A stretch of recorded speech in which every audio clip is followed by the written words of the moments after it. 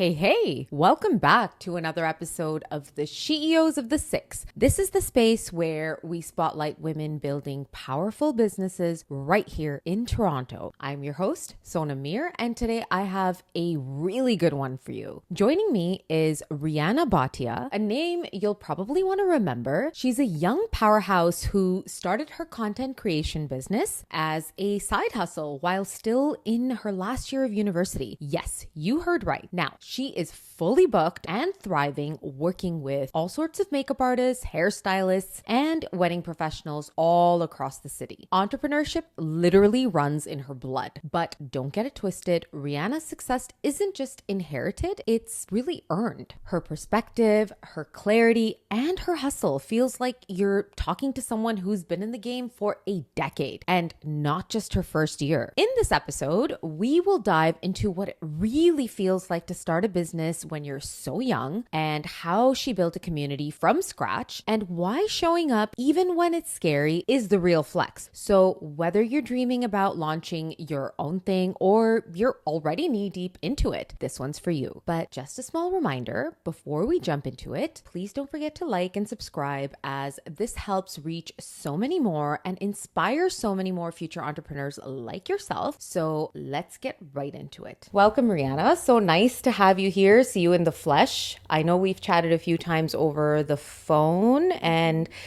okay, jog my memory. I cannot remember how we were acquainted. I know sometimes when there's new followers, I always do an outreach and I always say hello, but was that how we chatted or? I think you messaged me. Okay. And you said, let's set up a call because I'm starting a podcast. Ah, yeah. Okay. I was looking for content creation. Yeah, you were looking for content creation. And I think maybe you saw some of my work with a few of the models that you've worked with. Yes. Yeah. Okay. And then that's how we got acquainted. Yes. And then I think immediately the way you responded and the way you kind of, you're beginning to the stage of telling me, giving me your pricing and your information, all of that, like it was just so thorough. And that's something I look for when I am booking individuals. And that's the type of thing I like to follow as well in my business. I like to be responsive. I don't want my business to be so automated all the time. Like, yes, automation is the way to scale. But there's something about the human element that's necessary. And I think that's what sets you apart. And so when I spoke to you, I saw that, right? And I was like, you are such a bright young woman. Thank you. I think when I first spoke with you as well, I was like, wow, like you're so well spoken because the way you were talking to me, you're like, I love supporting and teaching and communicating. And so I think that's what I think got us here because we both really liked each other's vibe. Yeah. And we're both, like you are an experienced business owner. I'm just starting. I haven't hit my first year of business. You've been in the industry for about 10 years now? Yeah, but you definitely carry yourself like a person who has a lot of experience. Thank you. I appreciate that. And that to me, what that displays is you're an individual who learns quickly and you learn from other people's, I don't want to call it mistakes, but from their experience and you apply it well. Do you have family that has a big business background? So actually, nobody in my family works a job. Everyone has a business. Okay, so you're born with it. I wouldn't say I was born with it. I think my sister was definitely someone who was born with it. My mom, honestly, if I go even back to like my grandparents, both my grandparents from my mom's side, my mom, my dad, my sister, me, my uncle, my aunt, my cousins, my brother, my sister, every single person has a business. I was the last one to start one out of all of them. And I think at some point my sister looked at me and she was like, what are you doing? What are you doing? She's like, you're about to graduate school. You don't have a job. Like, what are you doing? And that was, I think, 2 years ago, November. And then after that, I was like, okay, I want to do something that I enjoy. And then, just through meeting other people and seeing that content creation is actually an industry now, I was like, okay, this is something I've been interested in since I was 15. Yeah. So then I kind of just carried that out from there. I love that. and you have so many people to guide you along the way as well, right? For sure. And so I think what you bring to the table is quite priceless, because you not only have the understanding because you have that sort of surrounding, but being in the first stage of business, you can kind of shed a lot of light on those struggles. A lot of the audience that I think are cluing into this, and my audience is obviously building slowly, but I think the people that are cluing in are people that are stuck sometimes, and they're like, I want to start this, I've had this idea, I just don't know how to execute. So the purpose of this is to be able to have this conversation and let everyone know, like, you can do it. Yeah. You really can. 100%. And it's, we've all come to this point where we're done renting our time to the big corporations because they don't care about you. 100%. Yeah. They want to squeeze you for your maximum effort without like paying you for as less as possible. Yeah. Right. And sure, I understand that, that there's a model over there, but there is a pride behind being your own boss, and you've earned it for yourself. And of course, people also want to supplement their income, because just having a 9 to 5 today is just not enough. So people are looking for ways to, but then they're like, how do I do this? Like, just taking it off in the first stage is like, this itself is taking so long for me. I'm losing interest. Yeah, I think we'll talk about that a little bit more, because I think up until last year, November, which was maybe 6 months ago, not even 5 months ago, I was like, maybe I should just go into the 9 to 5 world. Maybe I was like, this is too much effort, this is too much time, it's too draining, it's too inconsistent, that I was like, maybe I should just leave this and just get a job. And then of course the people that I love, when I confided in them that I don't want to do this anymore, they're like, no, but you're so good at it, you're getting better. So I think they really pushed me, and I think we'll talk about that a little bit more, like having a support system, especially when you own a business. There's a lot of doubt in yourself because of how inconsistent it can be. So like, obviously thanks to God now, like things are busy for me. I do feel, thank you. But it is very like different from what it was 6 months ago. But again, like consistency is key, like everyone says. If I had quit then, I would probably not be here, doing my first podcast with you. Or even, meeting the people that I've met so far. And I feel like my world has completely changed. Yeah. And I think just something to think about when it comes to consistency. I think a lot of times people are afraid because it might take away that comfort that the 9 to 5, okay, this is the paycheck, this is what I can spend on, this is how much I have left over, this is how much I can save. With a business, you have these months where you're just like, oh my God, I'm just rolling around in cash. Feels like that, feels almost like a little illegal. But then there's months that you're like, I don't understand what's happening. Right? And everyone knows you, everyone loves you, but that can happen, especially in the first few years of business. Now, if your work is seasonal, like bridal at times, right, that can hurt even more. But there are ways to supplement your income and to like just kind of broaden your scope. And I know you know a lot about that. I'm going to pick your brain a little bit about this. No but problem. I guess I want to dive into, when you first started, did you feel like people took you seriously, and did you have to like prove yourself a lot outside your family? Yeah, honestly, even within the family, I did feel like, okay, everyone has a business, I need to prove myself to them, because I would say everyone's business is great, right? Everyone in the family. So for me, I was like, if mine is not up to par, if I'm not making as much money as my sister did in her first year of business, or my cousin did when they were my age, then I'm not doing enough, right? But I think for the outside people, I definitely feel like I wasn't taken seriously in my first few months.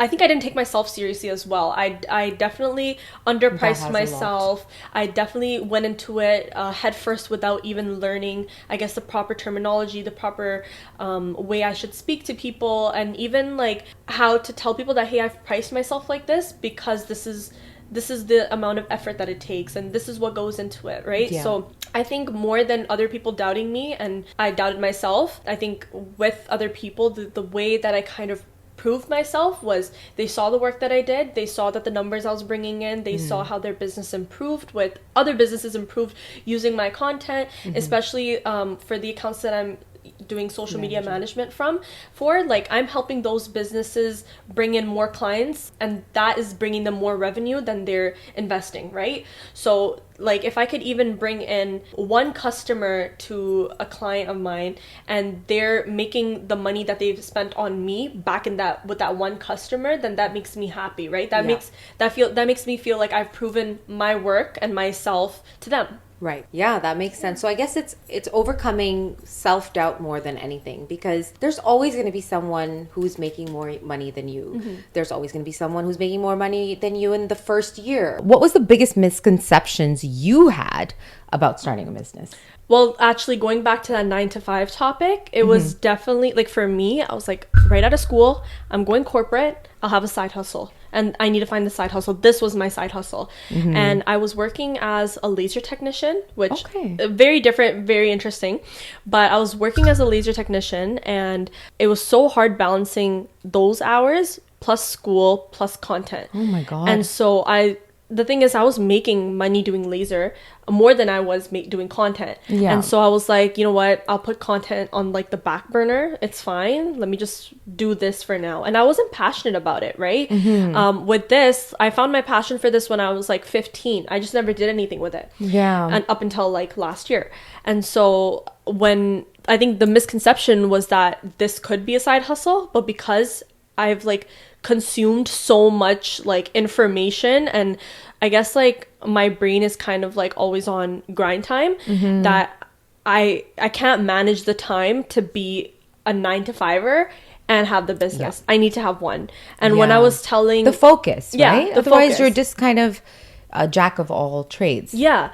And when I was telling, I guess like my support system that I want to quit doing content, I'll put it on the back burner, I want to get a corporate job, they were like, no, don't do that. Don't get a job. You're doing so well. If you just keep going, you're not going to need one. And I said, okay. I love that. Yeah. You know, because usually with most people, it's the other way around. They're like, don't leave your 9 to 5, grind. Don't focus on this thing. And then, then quit your job. But then you're just delaying your growth, right? Yeah. So much. See, I think that's definitely the case for people who have family and friends that have a 9 to 5. With me, everyone in my support system has a business. Yeah, so for they understand. For them, they're like, you're going to get 9 to 5 and work for someone else? I don't think so, right? So, and the thing is, like, when you have a business, you understand how much you pay your employees, how much you're bringing in, how much work you're doing, right? And the thing is, it's always exciting. With a 9 to 5, you have the same roles every single day. It's boring. Yeah. And nobody really respects you, like your time or even what you have going on. Yeah. For me, it's like anytime I feel like I'm overwhelmed or something, I can just message my clients and be like, hey, I'm going to give you this content in just a few days. I'm just really struggling with school right now. Is that okay? You're actually very right. I've actually noticed this lately. I've been able to, because I'm also getting at this point in my life and age, I guess, your hormones and all these things. Like, hey, is it possible I get like a day for this? Because I'm just not feeling my best. And people are very understanding. So understanding. Our parents' generation or the generation before us, actually millennials too, right? I'm a millennial. It's like, you cannot utter things like this. 100%. And that has changed. So I'm really, really appreciative of it. Of course, never take advantage of these types of things, because that's when people will know. Yeah, of They'll course. see it right away that you are constantly making excuses. And don't let the excuse become your personality. But every once in a while, if you are in the situation, I rather take a little bit of extra time, deliver the right results than to just half-ass it. 100%. I know a few people that I've worked with already who are like, oh, I had this content creator, but she would, whenever it was the day of our shoot, she would always have an excuse to not make it. And she'd be like, oh, I just can't make the drive today, or I'm sick, or my this is broken, that is broken, stuff like that. I get stuff happens, right? Once in a while, it is okay to take a break, take some time to yourself. Last time when we scheduled a podcast, you weren't feeling well, right? Yes, exactly. I was just like not having it. The thing progressed in a matter of an hour and a half. Yeah. And colds for me have always been like that. I'll catch something, and within an hour and a half, I'm almost scared. I'm like, do I feel an itch? Yeah. Like, does this mean the rest of my week is gonna go? I'm the exact same way. And there's this, it's so weird. This is gonna sound so stupid, but have you ever been to Joey's? Yeah. Their lava cake. I am obsessed with it. Really? Every time I eat it, my throat gets messed up the next day. Huh. And it's a gluten-free lava cake. So I'm like, what's going on here? But every time I eat it, my throat is definitely hurting the next day. And so sometimes we'll go to a restaurant and my mom will be like, should we get one? And I'm like, yes, like get it. And they'll be like, no, we're not getting it. You're gonna get sick tomorrow. And it literally happened on my birthday. You might be allergic to something. Maybe. Yeah. But I'll have a cold for days. And this has happened like 4 times. And especially like the first couple of days of a cold, like you are the most contagious. Yeah. And your eyes are watering and you're just like, I can't. Like you shouldn't push through it. I even tell my clients, like, don't come here. If you're like, just don't. Just also, rest like the out. feeling of disgust you have, you don't want to work through that. No. Right? So yeah, coming back to people and clients and things like that, I think everyone's sort of become a lot more compassionate. Yeah. So we're in that age, which is really, really nice. Tell me something about imposter syndrome. Like, do you struggle with that at all? Or did you in the beginning? Definitely. Yeah. I was looking at so many content creators who were in the game longer than me. Mm-hmm. And there was never any resentment. There was never like, oh my God, she's doing so well. Why can't I do that? Right. And I feel like there are certain content creators who will have resentment for you while you're growing, because there are content creators with 10,000 followers, and they will block someone like you who has 800 followers because of the small resentment that you're growing, which is actually, it happens a lot more than you think. I was gonna say that it Yeah. happens a lot more than you think in every industry, especially with beauty for some reason. But it's like, I don't know this person. I've never met them. Sure, their work is great. I don't go stalking their page, following their followers. If you're you can't be afraid of those things, because if you are someone with 10,000 followers and you're blocking someone with 800 followers like myself, you're just showing me that I'm your competition. Yes. You know what I mean? And then the other thing is you're showing insecurity. Definitely. And if there's an insecurity that you haven't worked on, what's going to happen is your clients will end up seeing it. Mm-hmm. And that will hurt. So I think number one, work on your insecurities. Yeah. Like just you work through it. Definitely. Life is way better on the other side of envy, and just be happy. Mm-hmm. And you'll notice there's enough for everybody. Everyone has enough to eat. And it's not even just me. Like, there is a certain content creator who has blocked all other content creators. Oh. And it never even came to my girl off camera. But then they've blocked every other content creator, and so whatever, that's fine. But then word went around about that so much that someone else who isn't even in the content industry had messaged me being like, did this person block you? Because they've blocked everyone else. And I was like, that's crazy. They have me blocked and I don't even know them. I've never even met them, heard of them, nothing. So I was like, Interesting. But back to the imposter syndrome question, I definitely was like, maybe I'm not as good as these people, or my equipment is not as good as these people, or I don't have, the connections to build a business as great as theirs. Mm-hmm. But at the same time, my work speaks for itself.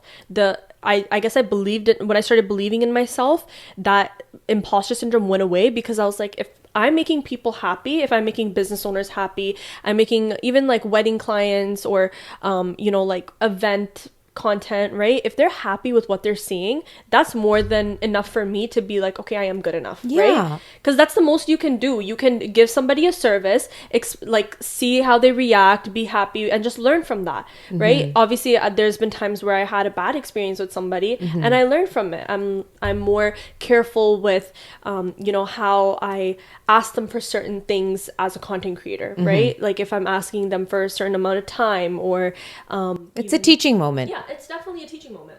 Yeah. I always find these types of setbacks. I actually do. I'm sure you've seen my morning reflections. I'll always be writing. That's how I start my mornings. Sometimes it's on certain themes and topics that maybe I discussed the day before with certain guests or certain clients. And I'm like, just turn your setbacks into comebacks. I've had so many. That's the Gemini moon in you. You're right. It is, yeah. Because there's not a lot of people that can turn a setback into a comeback, right? Because a lot of the times a setback will just be a setback, and it actually will it will make you feel it, right? You'll be hurt. Yeah. And you'll take that hurt and either sometimes you'll make something amazing with it, or sometimes you'll just continue being hurt. I had one setback that changed my like it shook me from inside and just made me like almost lose faith in humanity. And I was like, I'm not sure if I'm going to come back from this. What was the experience? I'll tell you off camera. Off camera. Okay. But I've always had amazing brides. I'll give you a little summary of it. I've always had amazing brides. Post 2020, I guess I was already ready to leave bridal, transition. I'd already set up everything. And maybe this was the universe's way of saying, okay, it's time, right? And what I was noticing was something happened to people, I think, a little bit after 2020. Maybe the mindset or brides became a lot more crazier. Let's just say that for the lack of a better word. They are educating themselves because there's YouTube and all of this information. So your entire process is not only hijacked but not respected, right? If the artist needs A, B, and C, and you've not provided A, B, and C, I come with everything. But if that's not provided, my work will probably suffer. And secondly, if we have not communicated, in spite of me trying 1,000 times to tell you, this is what I need, this is what you have to do, this is how you have to prep the day before, X, Y. If none of those things are given to me on the day of the service, then there's going to be some issues. Now you're a bride on top of that. And what I also find, the stress level has a lot to do with the scale of the wedding, right? So I went in there, I did my thing, everything was good. I'm like, I'm here for you. If there's anything you want me to change. She looked happy, she was great. After I left, she started crying and she's like, I hate everything. Oh no. It was like complete switch. And then the wedding planners were involved and this and that. And this was a person I knew. Oh no. This was a person I knew, I'd worked with. I had actually a good relationship with. At least that's what I thought, right? Yeah. So you couldn't even come and tell, like, I'm so approachable. You are, yeah. I'm so approachable. Tell me how you feel. I'm here for you. I held her hand. I'm like, I'm so excited for it. It was her first event. It was the Sangeet. I'm like, I'm here for you. I'm really happy. Tomorrow, day after, if there's anything that you feel today that is not up to par, we'll obviously have a chat because some things weren't, in place. But tell me what you want me to, change for the next day, and I will make that happen for you. Every day of your wedding, it's going to be a better and better look, right? And you love my makeup. That's why you booked me. Yeah. So now I became this villain in this entire story. Okay. And she took her hair off. She took like everything. So it's fine. Like I may have not given you what you wanted, but you could have told me that.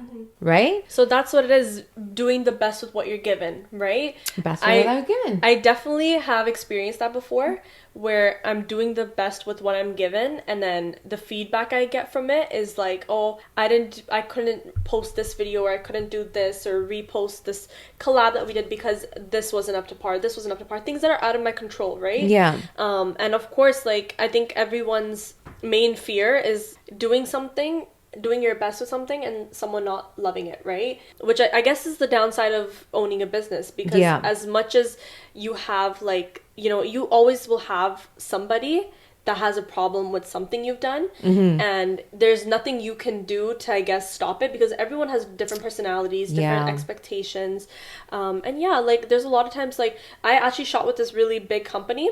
And when I got there, the marketing head was an hour late to the shoot.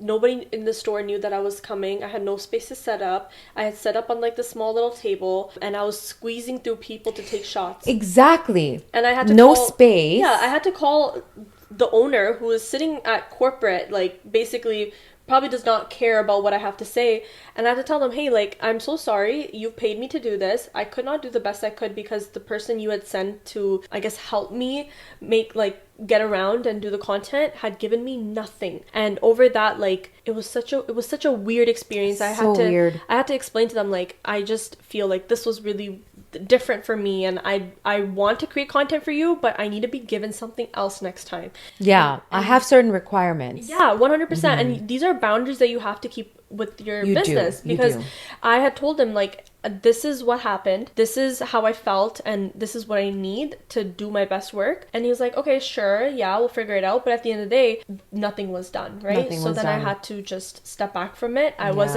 never messaged or called anybody, and the reason that I did that was because that person who was so unprofessional, the person from the marketing department, had messaged me very rudely, being like, you should learn how to do this, you should do this instead, you need to be more creative. And I said, listen, this is the best I could do with what I was given. I wasn't even allowed to get in and out of where I had to be, right? So for me, it's like, and over that, like, when you go somewhere to shoot and somebody allocates that time off for you, that is amazing, because they're taking that time from, and they know they're not going to make money in that time, but instead they're paying you to make content. Right. So you were like, let me make the best worth of this time. With that shoot, they were running their business while I was in their store trying to make the content. So I'm literally like, how this store is busy as hell. Yeah. How am I going to get around people? And I'm just standing there with my camera like this. Like, yeah, you almost feel like one of those those on-site journalists. Yeah, I was like, what is going on? Yeah. And you almost feel insulted. I definitely did feel insulted, because I was like,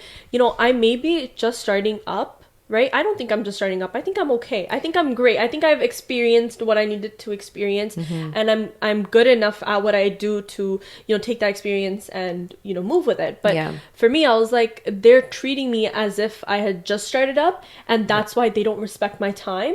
And that's why, like, my video, I will definitely say for the cameras that the videos that I made were not up to par with my work, but I did the best with what I was given. Coming back to a point that you said, even if you are starting out, that should not give anybody the right to treat you that way.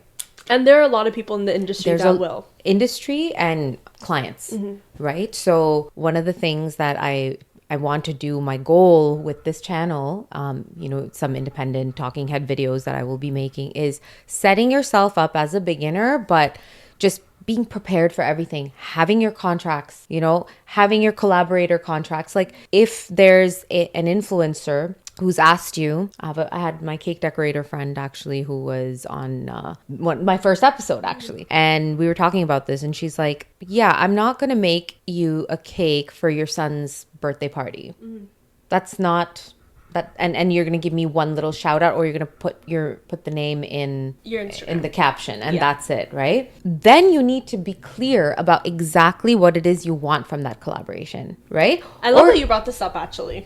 And set it up yourself. So thank you, yesterday. That was lovely. I'm really thankful that you gave me the opportunity to shoot. But and thank you, I because really you enjoyed actually that. You took so many hours of your day to be a part of a project. I do save my Mondays and Tuesdays for content in general, and admin and things like that. So that lined up really well. It did, yeah. And like, for those of you guys who don't know what we're talking about, we did it was a collaborative shoot for a page clothing that I manage, and it was like it's a clothing page that I manage, and we needed models, we needed makeup artists, and we needed someone to do hair. And this is the thing with all of my projects, I set up everything. I set up the venue, I'll send people like multiple studios, I'll get someone for decor, I'll get someone for hair, makeup, models, everything I do on my own. And I would say it's a privilege to be able to do that, to be able to post on my story and have so many people reply back. And for those of you who actually do reply back, I'm so grateful, because like, I'm someone in need of something and you guys are willing to offer it,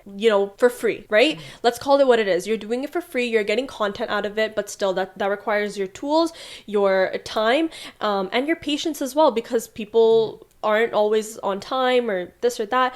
So Sonam actually reached out, and she was like, I would love to be to do the makeup and the hair on the girls for this project. And so she did, and they looked amazing. And all of the pictures that I'm going to post as their social media manager, like, I will be tagging her and everything. I'll be asking her to be a collaborator, even if she doesn't accept. There's a lot of times where I do put people as a collaborator, but they liked one shot better than the other, so they won't accept, which is totally okay. It's your work, you want to showcase it, right? But speaking to the point that you made, there are people that I've worked with who and this is kind of a bit of a story, but like will message me and be like, hey, I saw your work, love your work, would love to collaborate with you on this project. And I'll be like, wow, this girl has 25,000 followers. She wants to reach out to someone like me who is just starting up. I will definitely take it, right? And the things that go into this, it's not just like walk across the street, sit, take a video, leave. Sometimes you're driving 2 hours away to go shoot for somebody. Even if it's a collab, you take that time out of your day. Sometimes you are working in conditions that are so, I guess, like high intensity, like hot, high intensity, and sometimes claustrophobic. Sometimes someone will be crying at the shoot. Sometimes someone is, picking at their something and something gets ruined. So it is very like intense sometimes. There's been a time where I worked with somebody, and these are people who are over a decade older than me. I was the youngest person in the room, and it was definitely very intimidating being with people who all have huge followings, have been in the industry for a crazy amount of time, trusting me with the project. And I actually did my all to try to make the videos, the pictures, everything great. But then when it came time to posting it, I said, hey guys, I'm posting this, and it was like crickets. Like I didn't hear anything, and I was like, okay, no problem. Then I ended up posting it, right? And I did it very similar to what they wanted. But because of certain factors, they're like, oh, we don't like how the makeup looks here, or we don't like how the hair looks here, or we don't like how her pose is here. So things that are beyond my control, that had become a problem. And so some people had been so honest with me from that collab and been like, hey, I just didn't like how this looked, so I didn't end up collaborating with it, but we'll work together soon. No problem. It's fine. If you're being that sweet about it, I definitely understand. But then there's other people who have a huge amount of followers, and they don't even follow you back. They've asked you to come do a project with them. They won't even follow you, right? They won't like the post or comment. They won't collaborate with it. They won't repost it. They won't show any love to a small creator. Yeah. Which is probably it is not the best thing to do as a big creator, because word gets around so much. It's interesting that you say that. Big creator, small creator. Yeah. It just the polar opposite types of people in every 100%, industry. 100%. So I know a lot of makeup artists, hairstylists, a lot of people in this space. Yeah. And majority of them have been so supportive, and they're just like, yes, we needed this space. Like we all want to, and my entire purpose of it is like, we should all be shining. Like 100%. Toronto girls are just something else. Yeah. Right? This kind of hustle, especially I believe in our South Asian, our brown girls. We're fighting all kinds of battles and breaking all kinds of cycles. Yeah. So I've always found that so fascinating, and this is what has given me the push to do this. I made my intentions pretty clear from day one about it. And it's interesting is that there's certain people that know me. We're acquainted. Yeah. There's never been any in-person like animosity or anything, but I haven't seen support. Yeah. For this. Like, and I'm just like, hey, I would love to have all you guys on. Like, it's good to promote you, at the end of the day. But I'm like, not that I'm waiting, but I'm watching. I know who you are. Yeah. And I won't forget these things. But I'm not the kind to hold grudges either. And I'm not going to go so deep into figuring out who's blocked me and who. It's okay. Go live your life. If you're not interested, it's not for you. It's not for you. It's fine. I'm not everyone's cup of tea. Yeah. Right? So it's interesting that there are people like this that exist that don't want to support the small creators. And I tell me if I'm wrong. The number of followers you have means nothing. It means nothing if your personality is not up to par with what you preach. Yeah. Okay?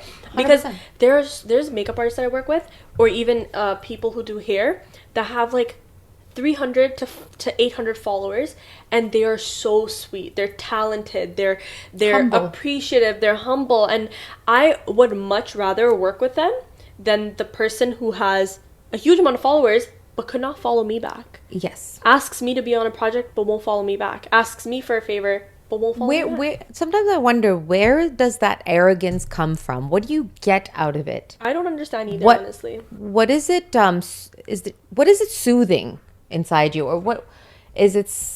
Like rubbing some sort of your ego a certain way? Like, what's going on, in your mind? Like, there was somebody that messaged me and they're like, hey, like, we just started this new business, and it's like a business about decoration, and they do like newspaper articles and stuff like that, right? Like printouts. And they messaged me, they're like, hey, like, we just started this business, we want to be a part of one of your I guess like projects, and just get some content out of it. And I was like, I could have easily been like, okay, what am I gonna do with this, right? Like, and just not replied. But I was like, let me find something that I can get for you, any project. And I'm messaging people that I've shoots with. I'm like, hey, would you like this type of decoration for your shoot? Would you like this type of newspaper? I'm like trying to find people that are down to collab with them, because I'm like, you guys can help each other out. I can help you out. Absolutely. In the future, you're gonna be like, this person helped me out, I'm gonna refer them to somebody who needs content, right? You have to be helping people out. You have to be, right? I think isn't this the definition of happiness? If you think about it, is when you do things for others, actually, that is where you will feel most fulfilled. Obviously not at the cost of yourself. Like, you have to get paid, you have to pay your bills, all of those things. But I've noticed my approach to people that reach out to me, that has completely changed over the last decade. First, I used to get annoyed, like, oh, you're just trying to sell me some SEO package, right? But now I'm like, no, thank you. You actually took the time out to, even if it was copy paste, you're doing this job, you think that you have something to offer me, or there's people that tell me, it's like, hey, can I ever volunteer for, if you ever getting a bride ready or something like that, or can I just come shadow? I'd say, let's jump on a call. Yeah. Especially if they're like students and things like this. Let's jump on a call. Let me see where are you stuck right now? Because that's how you grow. Like, helping people, it's not just to just get brownie points. It just makes your entire life and your whole experience in your business more wholesome. Yeah. I honestly try very hard to not have animosity towards anybody in the industry. But then there's like certain things that happen, and you're like, I hope because of this little incident, like, or this one thing, like, if you're not explaining why this happened or giving me any reason to like believe that this was out of your control, I don't think I would want to work with you again. I wouldn't recommend you to somebody, right? Absolutely. And like, I would say that there are people that are sweet, but there's also like, behind that sweetness, there's something else. Oh, yes.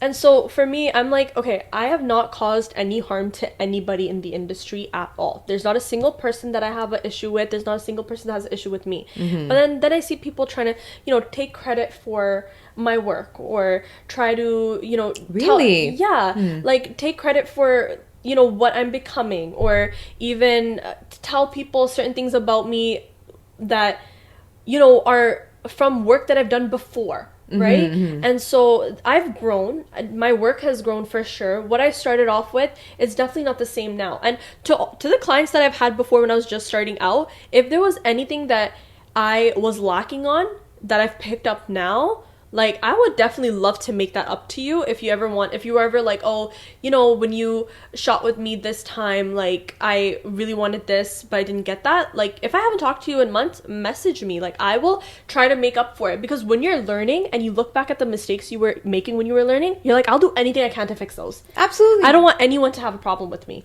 And I don't like people having problems with me, or even feeling any way about my work or how I am in the industry, which is why I am so nice to everyone and I try to give opportunities to everyone. But what I don't like is, sometimes people just taking credit for something that went right with me, or discrediting things that I do or people around me do. Right? So sometimes once I got a message about a video that I made, and they're like, oh, like, it was just some random, maybe a bot or something, maybe a fake account, and they're like, the makeup is so bad, you should not work with this makeup artist. And I was like, I don't know who dislikes this makeup artist, but I'm not gonna listen to you. I had a great experience with her. Like I thought she was sweet. I thought she was professional. She gave my models everything they were looking for. So why would I take advice from someone who can't even put their face on their page? You know what's interesting that what you're saying here, and I was thinking about this a few days ago. Just because someone doesn't do a good job the one time, that's not permanent. And with the way things are going now, and with the way customer client that mindset shift, there's no loyalty, I find, and there's no grace. I've always been the type of, like, I'll tell you, I don't remember the last time that I got my hair or makeup done that I was 100% satisfied. Like, I had to go do something by myself. That's everybody, right? That's everybody. Yeah. But I will always go back to those people because now they know my hair better. Yeah. Now they know my skin better. Definitely. Right? Yeah. And I may have just gone home and changed my mind. People are not realistic about these types of things. They don't self-reflect. So I guess being in business, you learn how to also be a client. Yeah, right? For sure. But I think maybe that's something I can learn a bit more on, because I feel like when I do work with people and it's my first time working with them and I guess it's discouraging working with them because they don't want to be a collaborator on a post, or they don't want to show any love, or, you know, maybe what they've done is not their best work, then I shouldn't really give up on working with them, which I think maybe we can kind of learn from what you said, because I think we're so quick to be like, okay, this is how you're going to treat me the first time you meet me. Yeah. I don't like that, I'm not going to work with you again. Which is what we've been talking about the last 10 minutes. Yeah. But maybe they were just having a bad day or something. Like, there's certain telltale signs with people. Sometimes I find, like you said, the people that are very sweet, they're so sweet that it's almost like, you know, when you eat something really sweet, you get like a toothache. If they're giving you that sensation, there's something behind that. For sure. Right? You're almost overcompensating for there's something dark behind that. Yeah. There was someone that I found really nice, and then, you know, really showed them a lot of respect and stuff, gave them credit where it was due. And then recently, when I just started seeing a change in their behavior towards me, and just hearing things that they've said about me to other people, then I'm like, but you were so nice to me. You did everything. Right, nice to my face. You did everything to make it feel like you were like a safe person, right? And then, you know, hearing these things, I'm like, why was I not so naive, right? Yeah. And I guess like guys, word of mouth is so crazy, because if you hear that, like, for example, if I'm working with somebody and I tell a certain other person in the industry I'm working with them, and they tell me, don't work with them, this is what they've done to other content creators, this is what they've done to this model, I won't work with them, right? Because, like, chances are real, but also, like, word of mouth is so real as well. I get it, like, sometimes people don't have a great experience, but if it's something really, really messed up, you're scared yourself of putting yourself. What if someone's out there to get you? What if this person is in a position of superiority? Maybe they're, you know, very well known in a certain industry, and they know a lot of people, and they have a, you know, very big network. And now in this network, they've told everybody, don't work with this person. This person's not good. Even though you are amazing. So what happens then? The person we were talking about off camera, it wasn't one person that told me, you know, how they felt about that person. It was 5. Yeah. So, okay, this is the other thing. What I find, there's this herd mentality sometimes, right? And I don't know about in the content creator space, but in the beauty community especially, there are a lot of cliques, right? But the thing is, like, I think I'm very quick to be like, okay, but she's friends with her, so they're probably seeing the same thing, they have the same opinions. But they were not, these were so unrelated, like people from complete opposite ends of life. So that's the way you can tell, and right? That's the way you can tell. Yeah. There's only, like, there's certain individuals that I'm honestly scared to work with, because other people have had bad experiences. I don't base that off of one experience, or even, like, someone who's in that same space, their experience. These are, like, real, like, word of mouth stories that you hear from multiple people, and you're like, okay, I don't think I can work with this person, Yeah, right? yeah, yeah. If you, someone like you, I look at your character, you're very sweet, you're very calm, right? And you like to see the best in people. So if you're telling me that, hey, I worked with this person and they traumatized me, maybe I would feel like, okay, I need to take a step back and maybe I shouldn't with this person. Okay. Right? That makes sense. Yeah. Yeah. So I look at the person's character as well. Yeah. Like, are they out to get this person or do they really just have a bad experience? Right. Yeah. Because sometimes I found the other side. I'm like, I'm hearing this about this person. And normally then I'm the one who's playing devil's advocate. And I'm like, are you sure this is just not like, a broken telephone going around? Because why are they guilty until proven innocent? That kind of thing. Is that the right way to think about it? That may be the right way to think about it. I think I am not the devil's advocate. I would definitely be like, okay, this person is so nice and she's telling me how wrong this person did her. So I shouldn't be so quick to say. Your approach is not wrong either. Because I think ultimately comes down to, what does your gut say? 100%. A lot of times when you are looking at this person's, even if it's their Instagram, there are telltale signs. How they speak on camera, what they're focused on. You can understand the person's psychology really well. And then when multiple people are saying certain things, and if it's supporting this like gut feeling you have about them, chances are you should go with it, right? You're so right, yeah. How did you find your first few clients? I think this is one of the biggest challenges for new businesses or new entrepreneurs, right? Where do I start? Where do I look? What do I do? So I think definitely for content creators, your entire portfolio is your Instagram. So if you don't have any clients or you don't have anything to post, you're kind of like, where do I start, right? My first actual client was a family friend. Okay. As most content creators usually do start with their family first, which is great. If your family or someone has a business, like starting off with them is perfect. But this was actually a family friend and they had a restaurant and I had no idea what I was doing. I had no idea. I was taking videos on my camera, videos on my phone, and piecing them together, and they had totally different qualities and totally different focuses, and totally different colors. And I was just trying to make it work, okay? And I would use like the same clips in multiple like videos as well. It was horrible. I'll tell you right up front, it was not good, but it was the best I knew, like at the time.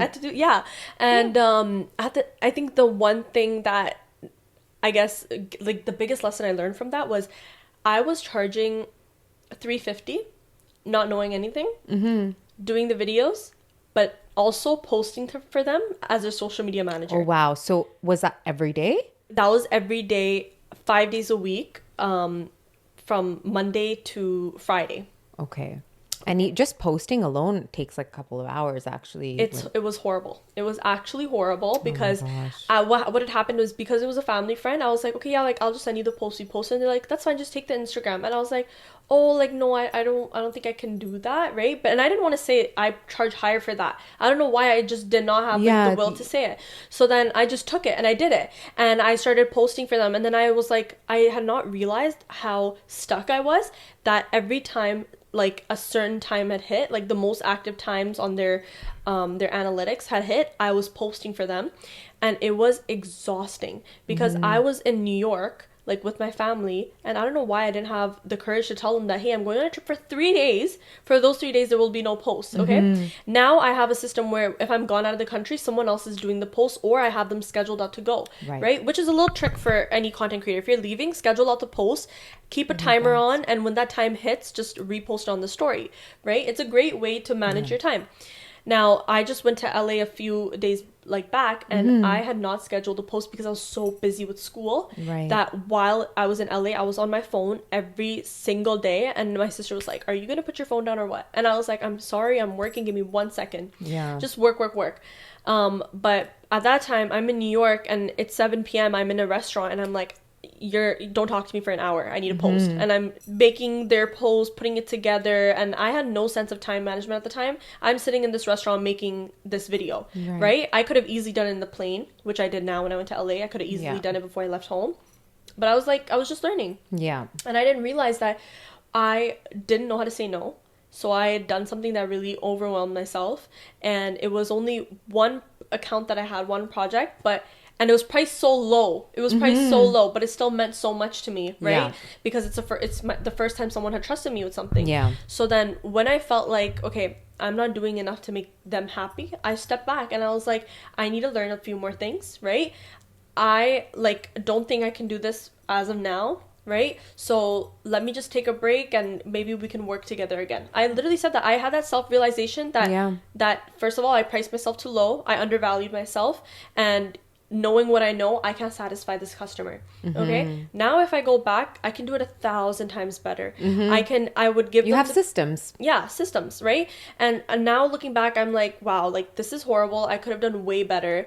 And it's only in the matter of 9 months that I felt that I could do so much better. Yeah. But now that was such a big lesson for me, because I was like, undervaluing yourself as a starting content creator is the worst thing you can do. Then you're going to get trapped. Content creator or any artist really that's like creating, right? You undervalue yourself. Start yourself competitively. Yes, like you do need to still get clients and, don't overinflate it. But yeah, you're going to end up being stuck in that loop for a very long time. And then I saw how much other content creators were charging for social media management. And I don't charge nearly as much as they do. But at the same time, I was like, how am I charging $350 for this? Like, and the thing is, for the amount I was being paid, I had also grown, not resentment, but I was just like, I don't want to do this. Like, this is not You grow enough resentment. for me. Yeah. You're absolutely right. This is not enough for me to be stressing myself out to post every day. Now, with the clients that I have now for social media management, I'm like, you know what? They're paying me to take the stress, so I will take it, right? But back then I was like, I'm doing this for what feels like nothing, and it was stressful, and I wasn't in school at the time either, so it was just this work, and I was in school. It was this work and school, and I'm just like, I don't know what I was doing, but can't do that again. Yeah, I think you figured out your systems just at the right time. You figured it out early. And also because we have the tools right today to do that, and you're like, okay, here's where I felt like this hurt me a little bit, and now you've gotten even more confident speaking up in that situation, right? So it just is a matter of just say what you need to say without fear, confidently. What's the worst that's going to happen? They're going to say okay or no, right? That's the worst. No one's going to lose. If they do lose their mind, that's a display of their character. So, and then you definitely have to walk. Either way, you have your answer. Yeah. See, the thing is, when putting my boundaries first and putting what I'm comfortable doing first, when I had done that, I saw a bad reaction from only one customer, where what happened was they had paid me later than they were supposed to. And if it was a week late, I still posted for that week, right? And then when they paid me, they thought that payday, from then onwards, I'm posting for another month. But I see. It was 1 week back. So then after 3 weeks, I was like, hey, it's due. They're like, what are you talking about? I just paid you 3 weeks ago. And I said, yeah, but in that week that you didn't pay me, I still posted, right? Right. So that just means that your date, it doesn't mean that your date was pushed back. Your date is still the same. Right. And that's why in my contracts, you were delayed by a week. So now in my contracts, I'm like, I will not post until. Yeah. Unfortunately, sometimes you have to pull the trigger a little bit. Rarely, but it's the one-off. But the thing is, that client didn't come back, and I was okay with it. I was definitely okay with it, because I was like, you know what, if you're not. And the thing is, they were also not seeing the numbers that they wanted, that my other pages were seeing. Right. And I was trying to help. I was like, you know what, let's bring this person in. It'll pick up the views. Maybe we can post an aesthetic video of this, maybe this. But again, doing the best with what you're given, right? If I go in, I'm not going to be like, okay, pull this, $300 treatment out right now, right? And waste these resources on this video so you can get the investment back. I can't tell you to do these things. Now, the clients I work with now, they'll do, for example, a facial treatment. They will do it on someone for free, right? That is, the cost that they paid for that, let's say it's $300 of just the products they use. That will go down the drain, but they know they'll make that back with just the content. Yeah, exactly. So Yeah, so again, that was You like, do the cost benefit analysis, yeah, right? exactly. A lot of people don't do that, and then when they see like, oh, I only got 500 views on this video, I'm like, hey, I'm sorry, but like, again, I'm doing the best with what I'm given. Yeah. If I come into your shoot day, you don't have models, you don't have anyone to do stuff on, you said you don't have anyone to even give like a review of the service other than someone on your team, right? You're not setting yourself up for failure necessarily, but you're also not setting yourself up for success. Right. Because you also like for me, I have the accounts that I manage, but they will post the videos that, like the videos I post, they will make it an ad themselves. They will tell their friends and families to repost it, so they're doing they're doing their part. Exactly. And they will also post stories of their day-to-day life. You can't set and forget. Yeah. Yeah. You can't just be like, okay, I'm gonna pay this person this much to post and I'm done, I won't do anything. Yeah. If you are also helping me help you, then you're gonna see the best results in your investment. I 100% agree. Yeah. It is a collaborative effort, no matter who you hire. Yeah. No matter Definitely.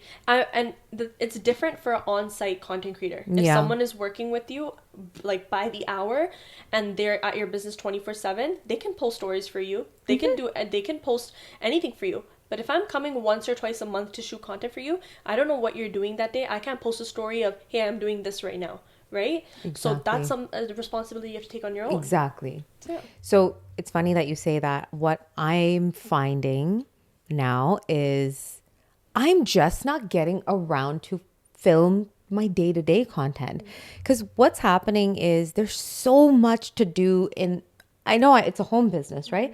But I'm doing so much to prepare for my life. You know, I have to take care of my home, my dog, and then the cleaning, all that. So by the time my client comes in, I have to pour all my energy into them. So setting up the camera, like you saw how it is when, for setting this up, obviously it's not as extensive, but just to put that camera and mount it and figure out the position, and I just don't have the energy left anymore. So that's why I schedule content days. And it's completely worth it for me because I don't know. I find like, at least in my space, there's only so much you can post before and afters. Definitely. Right? I think the conversation is people asking me questions, and then I just want to answer those questions through my posts. What are the common questions? What are the things that I'm talking about in my chair all the time? And even like funny content, like people want to see relatable stuff. I don't know how to do that. Can you help me with for that? example, I'm funny as hell off camera, but as soon as I have this thing on my face, I'm just like, okay, for example, you do hair, right? You do like hair coloring. So you could easily post a video and be like, when the chemicals finally get to you, and it's like you like standing there and freezing or falling, right? Yeah. Stuff like that. It'll take maybe 20 minutes out of your day to record the best take. So true. You put a little sound over it, post it, it goes viral. And you know what's funny? I actually have a list of really funny situations. I've actually just noted them down as they happen.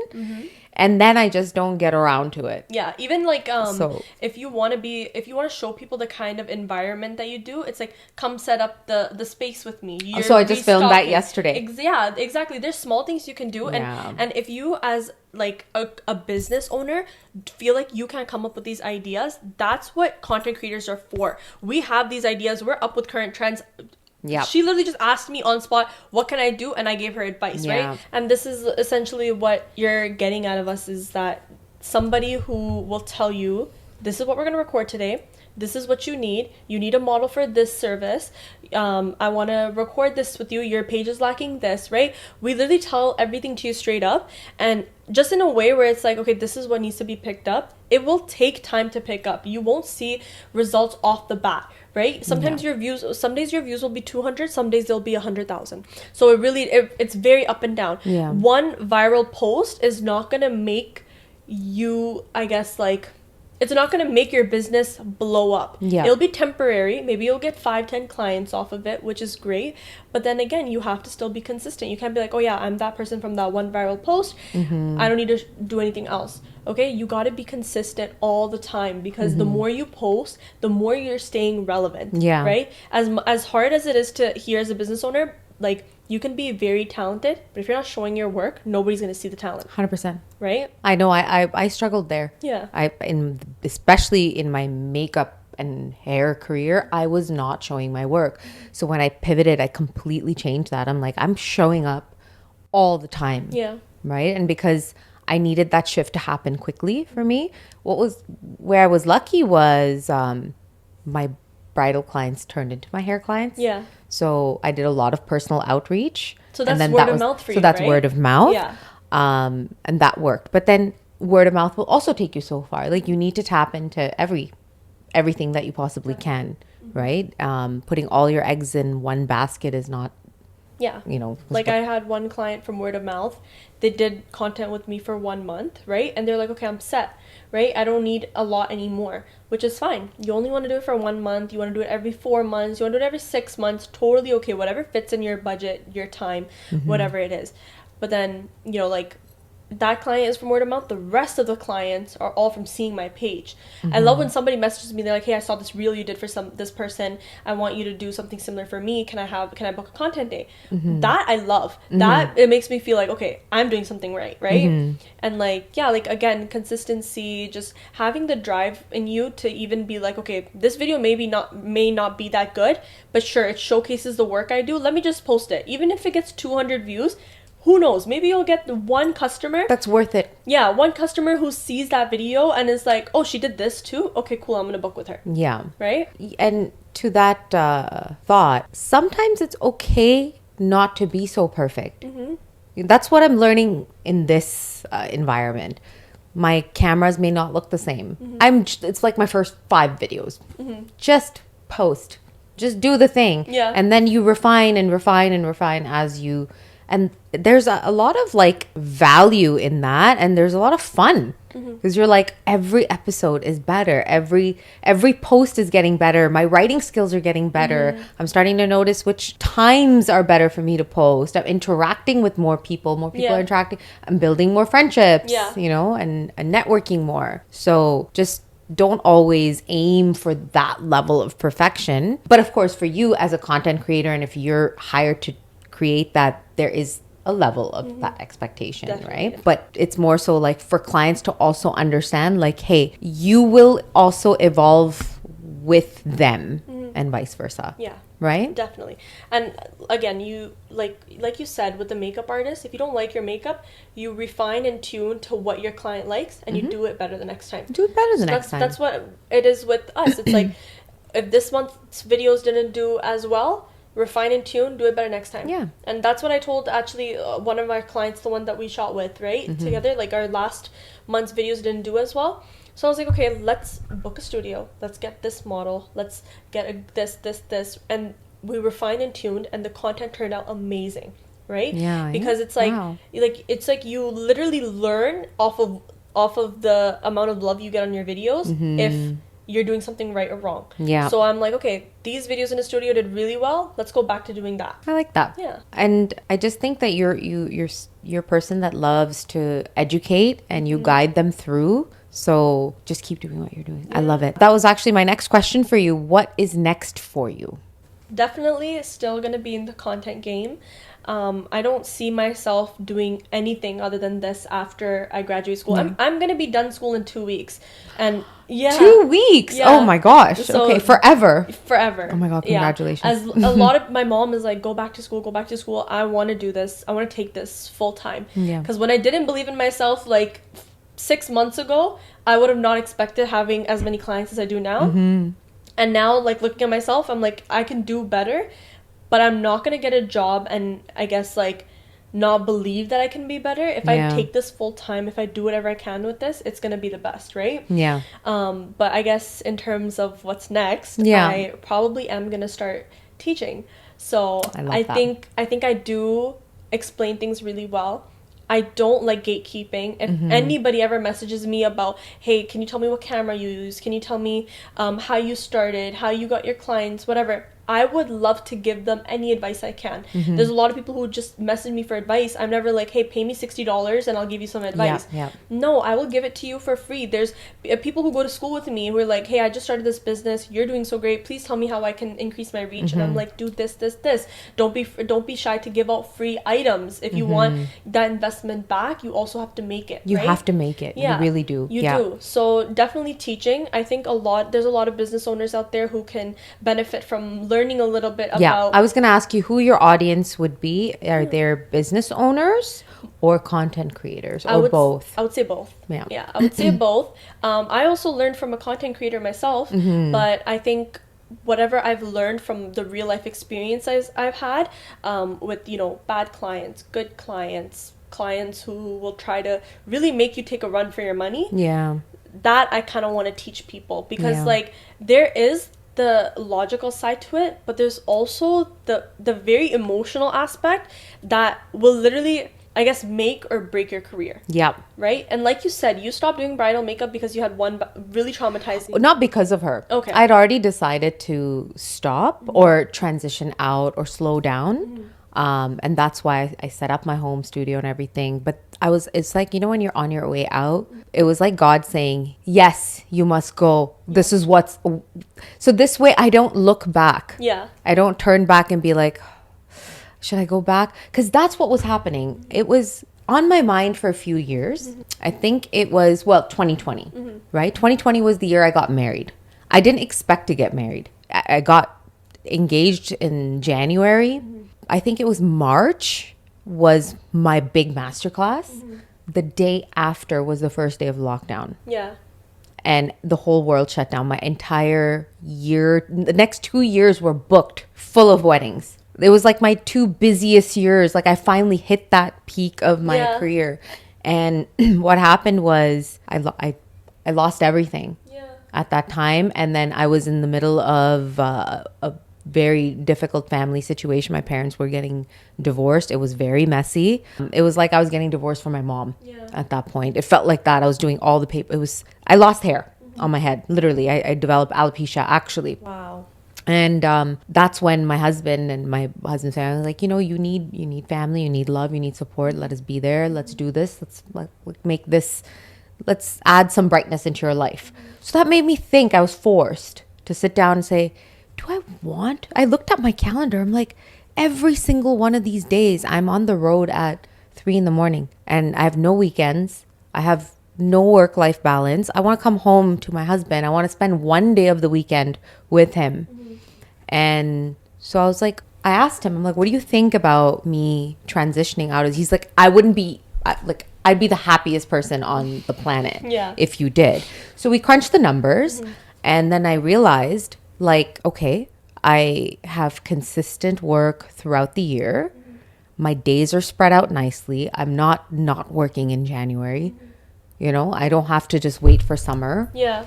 And these are people that are going to keep coming. I know what's happening in your life. Yeah. And it's a very emotional type. And I was ready for that in my life. Yeah. With brides, it's like, okay, you're kind of like, okay, we're done, right? Not with hair clients. It's not like that. Their entire life story. There was one client, she came 3 days before her delivery date. She's like, I have to schedule my color and I want to look like a hot mama when I'm giving birth. I'm like, get your ass in here. 3 days before delivery? Yeah. Oh my God. She's like, what are the chemicals like? No, so I used a little bit more of the non-toxic chemicals, and she was okay with that. And she was also doing her roots and stuff like that. So I used what she provided me and what she felt safe with. But I also gave her a cut and I freshened everything up. So she's like, wow, this is my second baby. I'm like, wow. I saw you before you got married. I saw you through your first child. I saw you through postpartum. You shared your birth story. You shared your life story. You shared so much with me. And here I am now with you, seeing your second child come into this world. Yeah. So that is what reminded me, this is why I do what I do. And this is why I made the right decision for myself. Because I'm no longer part of this production anymore. this felt more meaningful to me. Not that there's anything wrong. Whoever wants to have a big, beautiful wedding, like, you know, it was just not, that vibe wasn't for me anymore. So essentially what I'm saying is your career evolves, your needs evolve as time goes on. Teaching is actually such a great way to supplement your income as well. So I stopped teaching because I felt there's so many more people that are teaching now. Right? I wanted not my Monday to Friday, but I wanted my set schedule. I wanted my Sunday off, and I didn't want to be on the road in the morning. And that's exactly what I got. Yeah. So it was like the best thing I ever did for my life. Wow. And then now I have enough space and time, and I actually hired some help to take care of a lot of like admin stuff so I can focus on these fun projects. Yeah. You know, the things that's something I want to do as well. I want to teach people. I want to grow my team. Like my team right now is 3 people, right? And which is great. That's more than I can ask for, right? Yeah. But I think if I want to take this really full time, I do need to find a way to manage, I guess, clients and timings better. I would want to teach talented individuals, you know, what I do, how I do it. If they want to apply that to their own business, that's totally fine. Mm-hmm. But I think if somebody wanted to gain some experience with me, they want to work with me, they want to learn what I do, I would love to teach them, right? And I think even the way we're talking right now, I'm kind of telling you how I can contribute to businesses, right? Yeah. And I wanted to tell people how learning this thing can help them, right? Yeah. Even the like small little details of it, like if you're gonna do a day in my life, you're gonna set your camera up like this, you're gonna take this shot, you're gonna do this, you're gonna take that shot, right? And even like when I do a day in my life, what I'll do is I'll start doing my makeup, I'll stop quickly, get my camera, take a clip of me doing makeup, stop, right? If I'm making my coffee, I'll make it, do whatever I want, set up my camera, mix my coffee, done. Then you're seeing what I'm doing my day-to-day. I don't have to edit a crazy amount. It's just little small 4-second clips, put it together, and that comes with experience, but that also comes with just learning, like learning from somebody how to do these 100%. Things, right? You start with a framework, and then you kind of go. Like when I learned, I feel like the course that I had learned from, it was great, but it didn't explain the nitty-gritty details of things that I needed to know about, like, you know, the apps that we use, right? So for example, like it took me so long to go on TikTok. Like I was on TikTok almost every night searching up how do people do this on CapCut, how do people do this on Instagram, like just things of how people do this thing. And I still do this. Last night I was like, how do you do the slow turning effect for this video? Your search engine is more TikTok, I guess? It's definitely TikTok. Yeah, mine's YouTube. So it's funny, right? We always end up creating content for what we consume more. Yeah. And it's so funny that you're saying this. Because YouTube. I live on YouTube. Yeah. Everything I do. I live on TikTok. Right? So you start to like associate this... I guess your mind just works that way because that's what you're consuming. You know exactly what you're enjoying, so that's what your output's going to be. For sure. Yeah. So I'll literally search up anything on TikTok. Yeah. And like I'll literally even search up best camera to do this kind of video, best drone to do this kind of video. And now like everything that I've learned off of TikTok, YouTube, whatever it is, I've applied that and I want to teach that to someone else. Yeah, right? Exactly. Yeah. It's your accumulation of information. You have learned it, absorbed it from your lens. You've realized where you were stuck, and now you know where other people can be stuck, and you can apply that. Yeah. And so many people are looking for that. Like, so one of my clients was like, I don't like when my, you know, like double chin is out during videos that I make. I'm like, okay, go on CapCut, go on jaw, put your jaw slim on, whatever, move on, right? I'm like, your content is content, your time is your time, right? There are always things you can do online to help you just get yourself out there. Everything is available today. I'll literally tell people, I'm like, they'll be like, oh, I really like your light, like this big light I have. I'm like, okay, I'll send you the link. I'll send you the link. Or they'll be like, oh, this tripod does this. I'm like, yeah, this is like controlled by my phone. Send me the link. Okay, done. Like, I don't think there's any need in gatekeeping. No, there isn't. And, exactly. Yeah, like, and I think a lot of people do get offended when, like, not offended when gatekeeping, but I think they're offended when other people kind of try to ask them questions about their business. Like, just the other day I had someone message me like, if you don't mind me asking, how do you store your photos? And I'm like, okay, I use this app. I deleted it all after 6 months, like everybody's content, blah blah blah. And they're like, oh, you don't feel the need to keep it? I'm like, if it's posted on my page, I don't need to keep it. Right? It's on my portfolio, which is my Instagram page. So I'm like, just things like that. Like, I like when people ask me questions. I like, and I give them very detailed answer. It's never like replied back 7 hours I'm later. exactly like that.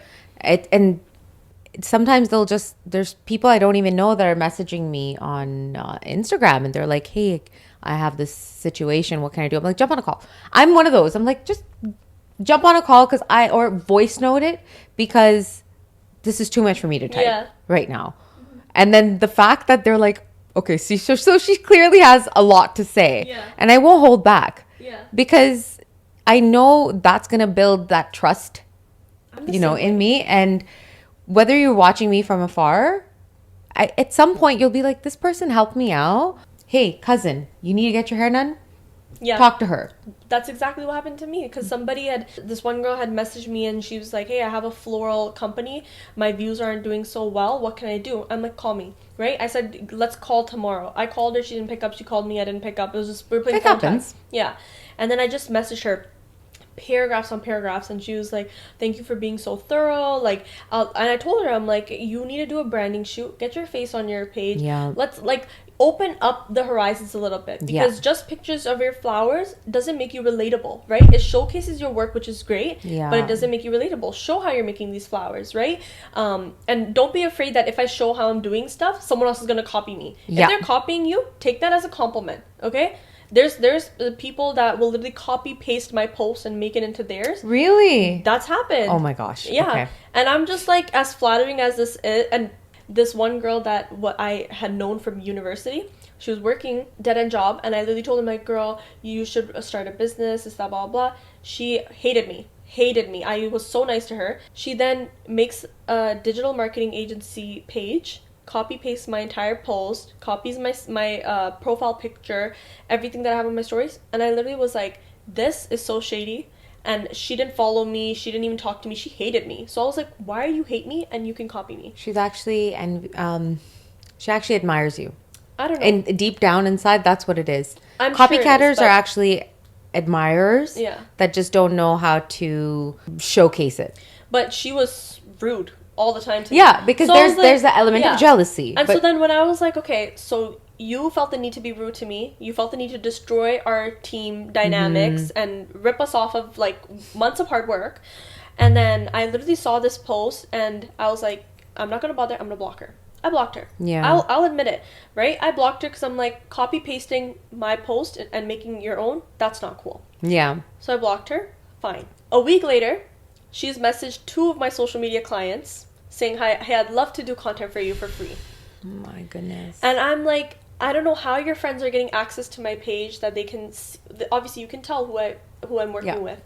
And I'm like, I don't know how you got access to my page, but messaging them, 2 accounts, it's not a coincidence, right? Yeah. So I was just like, that's too much. It's too much. It really is.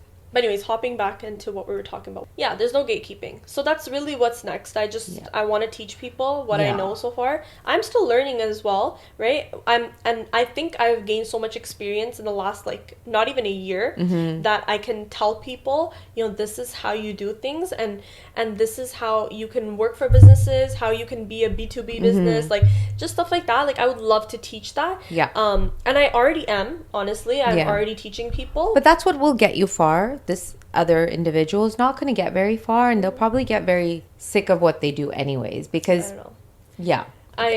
That's just like how it works. Totally irrelevant, honestly. It's flattering at the same time. It's flattering at the same. Copycats are always flattering. What advice would you give to someone who's afraid to put themselves out there? Okay. Because, like, I know you were talking about, like, you got to get in front of the camera. Clients or new content creators, like, I was that person. I just was so camera shy pre-2020. Well, I'll tell you, we have this whole production going on right now where I am being recorded. I hate seeing myself on camera. I'm a content creator. I don't make any talking videos on my page. If I do, I take maybe like 6 takes to make them, okay? And second of all, I only take them if my makeup and my hair looks good. Yeah. And third of all, I hate being in front of the camera, as does everybody.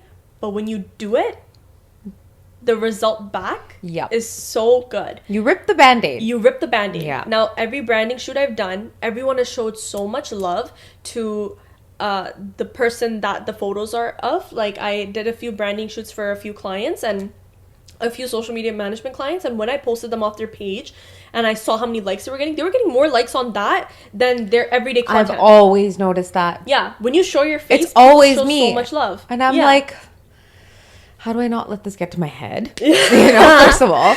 But people will literally reply, be like, you're so gorgeous, you're so this, you're so that. Like, people will also, they love seeing a face behind a brand, right? Yeah. Which is why I love taking branding shoots for people. I love doing a little photo shoot with like editing these photos. I love it because like you're finally showing this hot boss girl behind this business. I think people, they buy with, they now want to know the whole story. They want to be connected. Yeah. They're buying intentionally. And what I mean by buying is, buying your service or product.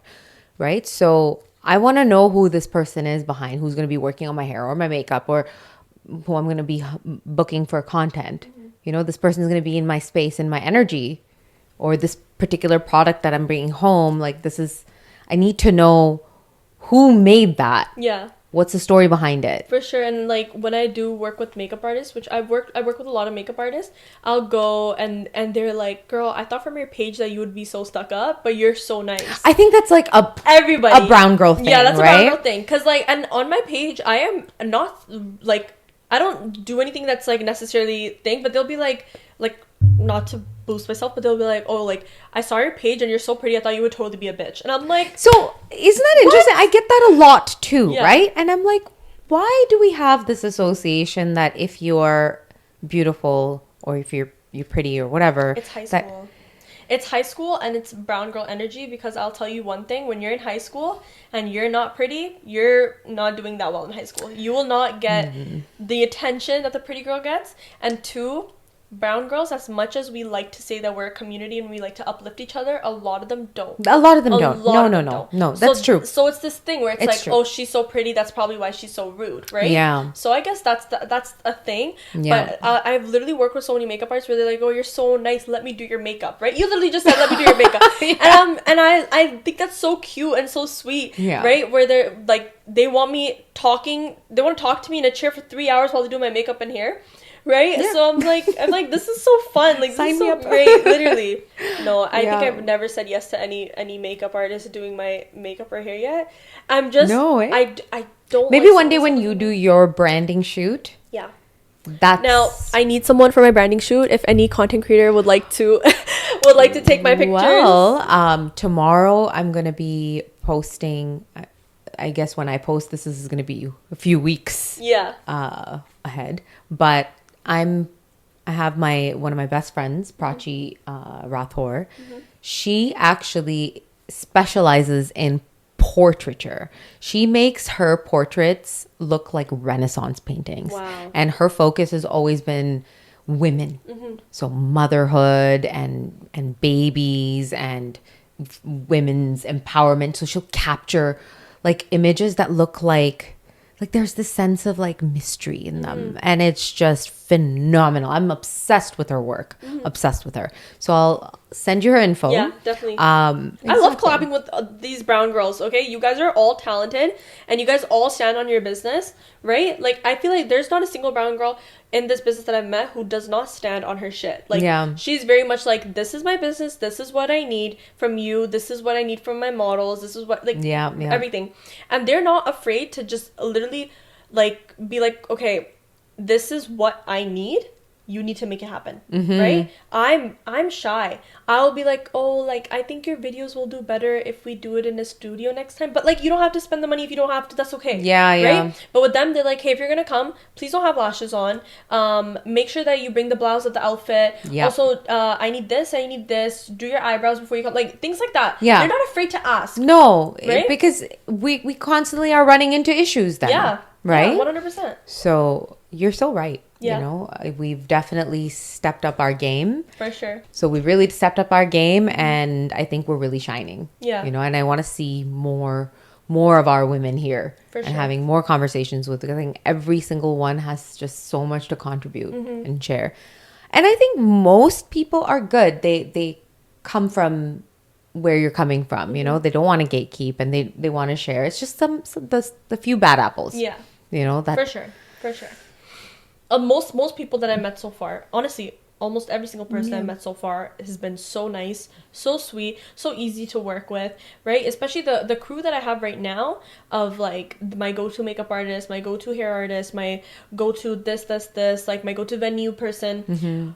The systems that I have right now, I feel like they're all people who have shown me the same kindness I've shown them, who've shown me the same support I show them, who comment on each post, like each post, repost each post, like things like that, right? I love showing support to other businesses, including other content creators, but I want to see that support back. Absolutely. Right? Of course. It has to be a two-way street, and it's not I'm only going to do this for you if you do this for me. There's just this camaraderie. It's like an unspoken arrangement, I guess you can call it. I love that. Yeah. That's really nice. So I guess this is kind of where we might wrap up. What would you say is your proudest moment so far? Definitely when I booked my second social media management client. And you did it right. I did it so right. I did it so well. I'm gonna boost myself right now. I, as a beginner, did it so well that this client had came up to me and was like, the foot traffic at my store is way more increased. Love it. My views are at 100K in 2 weeks. From 0 to 100K in 2 weeks. She said that people are calling me more, people are messaging me more, people want to work with me more, makeup artists are DMing me to work with me, and I was like, this is amazing. And she was like, thank you so much, thank you for all the hard work you put in. And what I mean hard work that I put in, I drove the models from their house to makeup. I drove them from makeup to the studio. Okay, I had given the makeup artist everything she needed the night before. I had messaged like back and forth with makeup, hair, the owner of the store, and all 4 models consecutively for 2 weeks trying to put this together. And it is a lot of work, obviously, because I'm handling other stuff as well. And I was really deep in schoolwork as well. But when I saw the outcome of that, I was like, this is what I'm meant to do. This is what I can do. And I'm really good at it. I love it. So I was just like, I'm like mesmerized listening to you, thank right? You. Really. Thank you. I love when I hear of these types of stories because it's like you just created this out of nothing for yourself, and you learned from that first mistake. And I made myself uncomfortable. Yeah. That's it. Yeah. Make yourself uncomfortable. That's 100% thing. I was sitting in a movie theater crying, texting my friends being like, I don't want to do this anymore. This client messaged me. She was so rude. She told me that this is what happened, right? And I'm like messaging them like, I'm done. They're like, no, you're not done, right? And you have to be so uncomfortable. You have to be able to tell your clients, I know you're not happy with this, but this is why it happened, right? And I will take accountability where it's due, right? But also some people will try to play the blame game, right? Oh yeah. I've only had maybe 1 or 2 clients that have actually told me that they didn't like 1 or 2 things, and I fixed it. I did my best with it, right? And I was still learning. Now I don't have any complaints. I'm happy with what I have. I'm happy with the clients I take. I'm happy with the people I surround myself with. And yeah, that's literally it. Like that's the recipe. That's the recipe. That's it. Make yourself uncomfortable. Yeah. And if you don't have that many people in your bubble that do support you, find the 1 or 2 and just go with it. Milk it. Yeah. I have this one just feed off of that. Yeah. Yeah. I had this one girl, she messaged me, she's like, do you want to go service for service? And I said, yeah, let's do it, right? I'll do your branding shoot. And she's like, okay, let me do your nails and your hair. I mean, your nails and your eyelashes. Perfect. I said, okay, let's do it, right? I'd never done anything like that. And I was like, let's do it. Yeah. We did it. And this girl is so sweet. She will send me a TikTok being like, when bro's work ethic is so good that it inspires you. Yeah. When someone says that to you as a businesswoman, where you're like your work ethic inspires me, that melted me. It does. That literally melted me. That made me tear up. I was like, I'm being so recognized right now. Yeah. Right? And recognition is so big to business owners too. When someone messages you, every like positive testimonial, Absolutely. every review, every time a client even says, I referred you to someone, I loved what you did, my views picked up, my this picked up, you just feel like this is what I'm meant to do. Yeah, you just want to keep feeding into that. You want to keep feeding into it. Feeding into that energy. Yeah, I definitely feed off that. I think everyone just wants to see recognition, right? And I wasn't when I used to do it before, like I'm someone who loves recognition. I really do. I'll say it myself. You have to, as a business owner, Yeah. you have to. Otherwise, Not even business, like since I was a kid, I'd be like, Mom, look, I made this. Mom, look, I cleaned the kitchen. Mom, look, I cleaned my room. Mom, look, I organized everything. Yeah. I love it. And even now, I make a video that I'm proud of. I send it to my friend. Look how great this looks. Yeah. I send it to my family. I'll be like, look how Yeah. sick this turned out, right?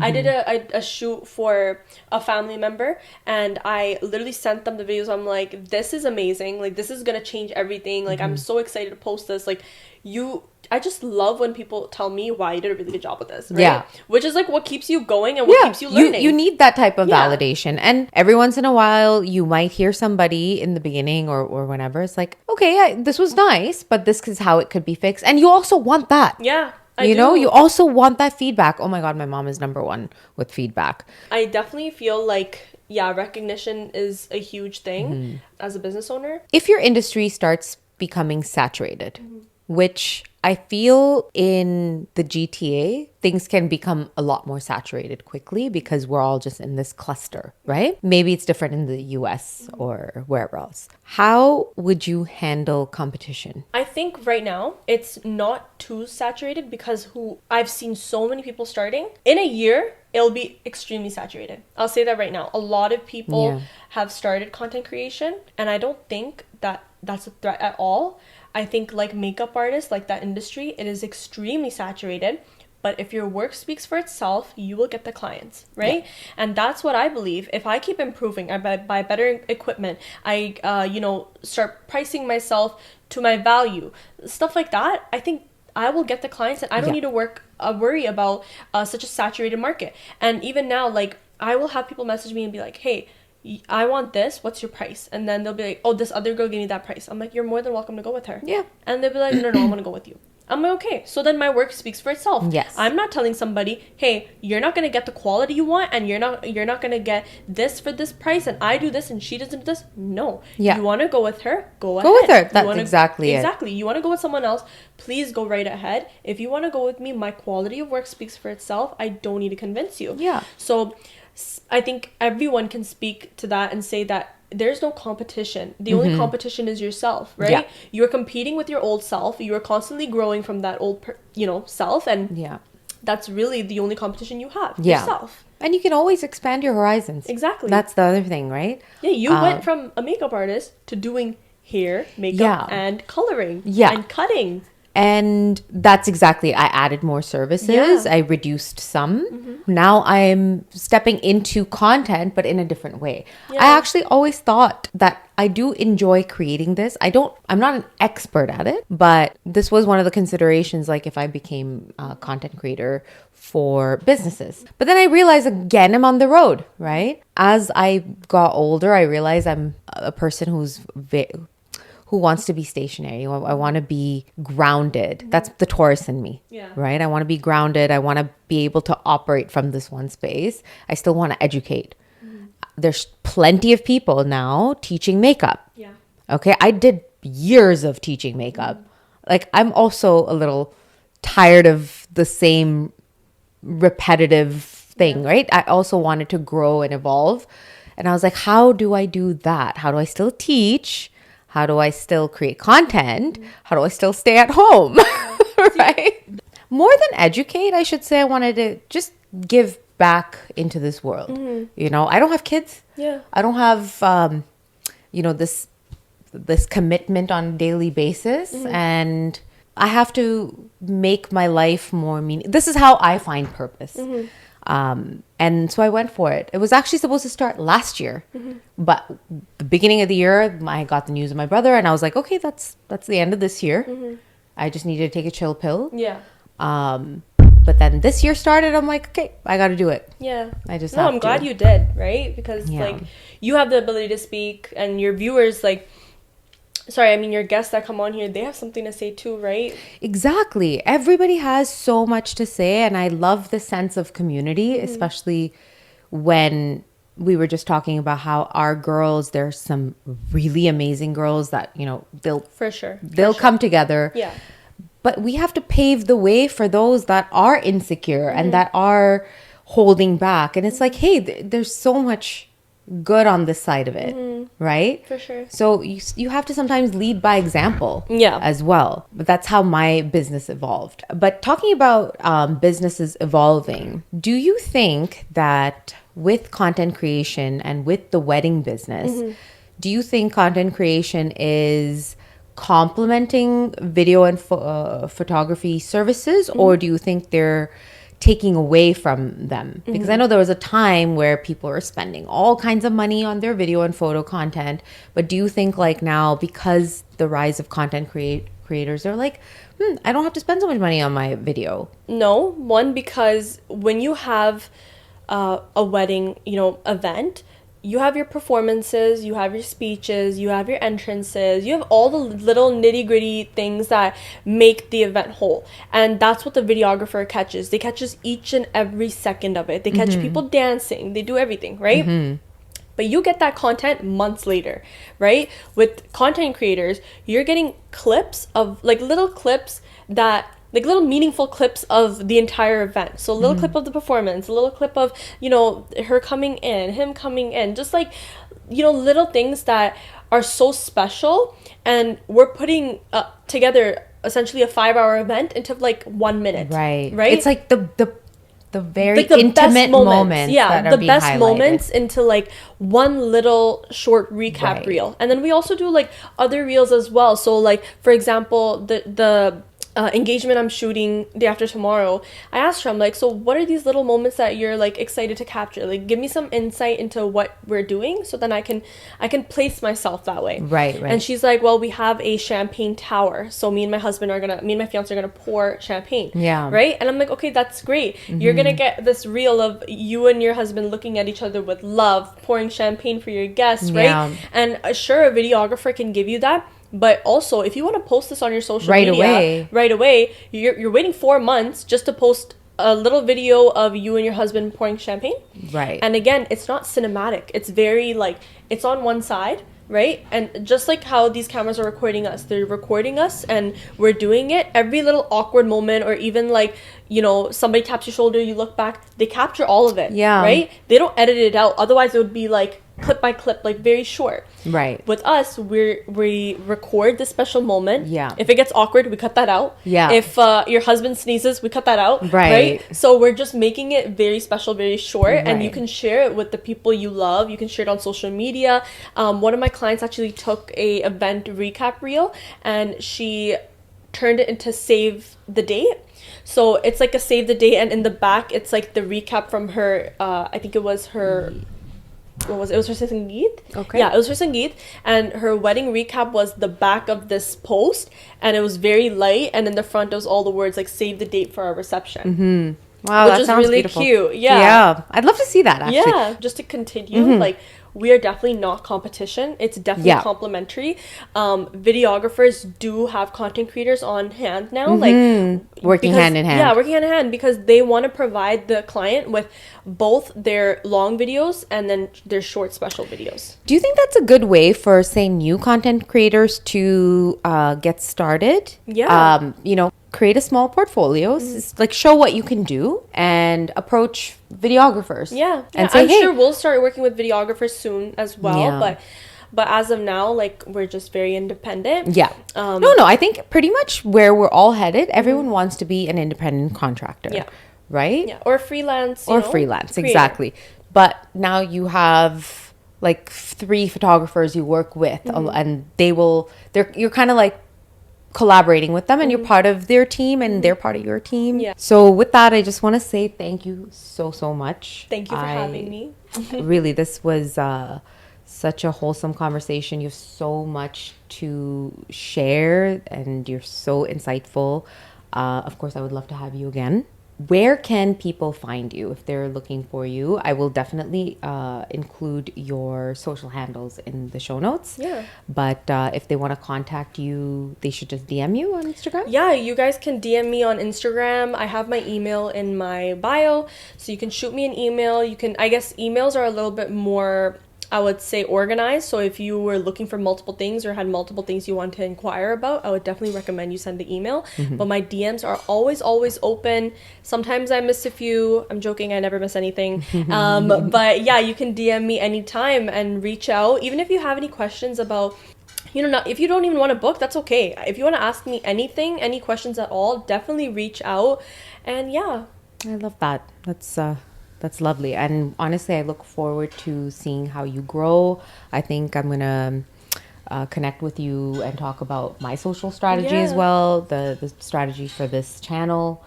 I want to do a lot more with it. I'm very, very excited about it every day, and because I have people like you on it. You know? For sure. So thanks once again, and we'll see you again. All right. How amazing was that conversation with Rianna? I told y'all she had gems to drop. From the grind of year one to breaking stereotypes about young entrepreneurs, she brought so much honesty, so much insight and warmth. Now, if you're feeling inspired to start something or keep going with the thing that you've already started, know this: there's a space for you and there's power in just showing up. So be sure to follow Rianna. I'm going to link her info in the notes below, and definitely show her some love. And if this episode lit a fire in you, don't forget to share it with a fellow She.E.O, save it, and of course, follow the show so you don't miss the next episode. Until next time, keep building, keep shining, and just remember, Toronto's got room for your magic too.